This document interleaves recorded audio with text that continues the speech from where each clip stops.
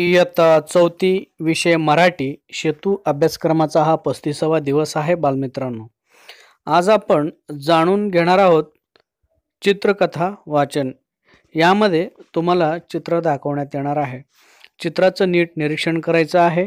त्यावरून तुम्ही गोष्ट सांगायची आहे. तुम्हाला एक सराव म्हणून एक गोष्ट वाचून दाखवणार आहे.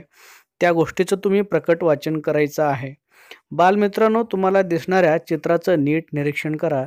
त्या चित्रामध्ये एक सिंह आहे, दुसरा अस्वल हा प्राणी आहे आणि त्या दोघांमध्ये जोरात भांडण चालू आहे आणि मध्ये एका हरणाला धरलेला आहे आणि त्यामध्ये तिसरा एक प्राणी आहे, तो म्हणजे कोल्हा आहे. अशा प्रकारे 4 प्राण्यांवर ही गोष्ट आहे. चला तर बालमित्रांनो, ही गोष्ट लक्षपूर्वक ऐका. गोष्टीचं नाव आहे सिंह आणि अस्वल. एक जंगल होतं. त्या जंगलात एक मेलेले हरिण पडले होते. जवळूनच एक अस्वल आणि एक सिंह जात होते. त्या दोघांनी ते हरिण पाहिले आणि दोघेही ते खाण्यासाठी पुढे सरसावले. सिंह म्हणाला, "अरे अस्वला, मी अगोदर हरिण पाहिले, मी हरिण खाणार." अस्वल म्हणाले, "अगोदर मी हरिण खाणार." असं म्हणत दोघेही भांडू लागले. भांडता भांडता दोघेही दमले आणि दोघेही त्या हरिणाजवळ मूर्छा होऊन पडले.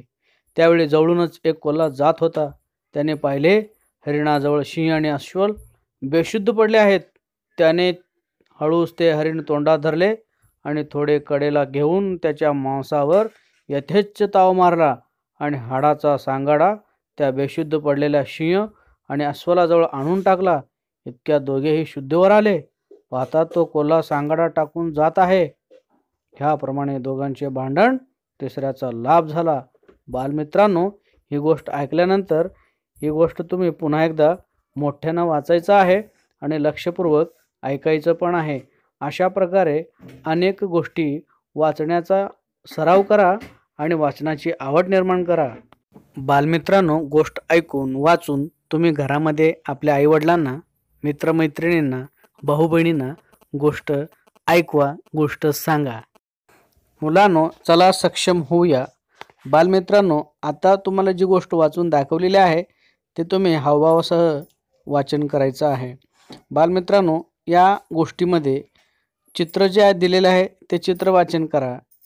चित्रामध्ये कोणकोणते प्राणी आहेत ते नीट निरीक्षण करा. त्यामध्ये कोल्हा आहे, अस्वल आहे, सिंह आहे, हरिण आहे. त्याचबरोबर त्यामध्ये कोणता विषय दिलेला आहे ते तुम्ही शेवटी दिलेल्या म्हणीतून तुम्हाला लक्षात येईल. बालमित्रांनो, अशा प्रकारे या गोष्टीमध्ये 4 पात्र आहेत आणि गोष्टीचं तात्पर्यसुद्धा शेवटी दिलेलं आहे. अशा प्रकारे समजून घेऊन जर तुम्ही गोष्ट वाचली तर गोष्ट तुम्हाला नीट कळेल. बालमित्रांनो, या गोष्टीमध्ये एकूण किती प्राणी आहेत? सिंह आणि अस्वल का भांडले? तिसरा प्रश्न, दोघांच्या भांडणात तिसऱ्या कोणत्या प्राण्याचा लाभ झाला? या 3ही प्रश्नांची उत्तर तुम्ही लिहायचे आहेत. असे अनेक प्रश्न तुम्हाला या गोष्टीवरून तयार करता आला पाहिजे. मुलांनो, तुम्हाला या ठिकाणी सुटे चित्र दिलेले पहा. चित्राचं नीट निरीक्षण करा. प्रत्येक चित्रामध्ये वेगवेगळे चित्र आहेत पहा. त्यावरून तुम्हाला काय वाटतं, तुमच्या मनात काय येतं? एक एक वाक्य लिहा आणि त्यापासून गोष्ट तयार होईल. या चित्रामध्ये पहा, तुम्हाला वेगळ्या प्रकारचं चित्र दिसत आहे. तुम्हाला या चित्रावरून एक गोष्ट तयार करायची आहे. चित्र पाहिल्यावर तुमच्या मनात अनेक गोष्टी येणार आहेत.